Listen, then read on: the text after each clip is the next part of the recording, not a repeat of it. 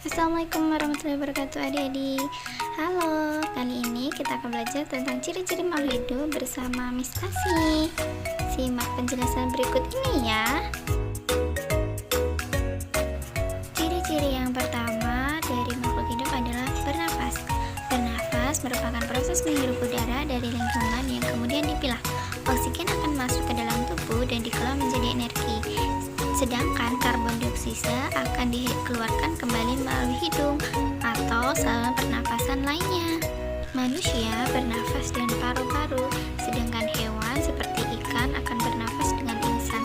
Kemudian belalang akan bernafas dengan trakea, dan cacing akan bernafas dengan kulit. Sedangkan tumbuhan akan bernafas dengan stomata yang ada pada daun. Ciri makhluk hidup yang kedua adalah bergerak. Semua makhluk hidup perlu melakukan aktivitas untuk bertahan hidup. Aktivitas itu dilakukan tentunya dengan cara bergerak. Sistem gerak yang ada pada tubuh setiap makhluk hidup seperti tulang, sendi, dan otot akan bekerja.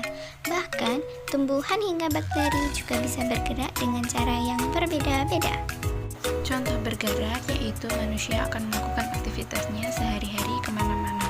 Yang kedua yaitu ikan akan berenang ke sana kemari untuk mencari makan. Sedangkan tumbuhan seperti bunga matahari akan bergerak mengikuti arah matahari. Ciri-ciri makhluk hidup yang ketiga yaitu memerlukan makanan.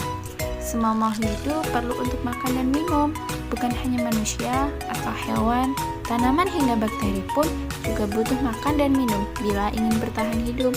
Makan dan minum itu adalah sumber energi bagi makhluk hidup.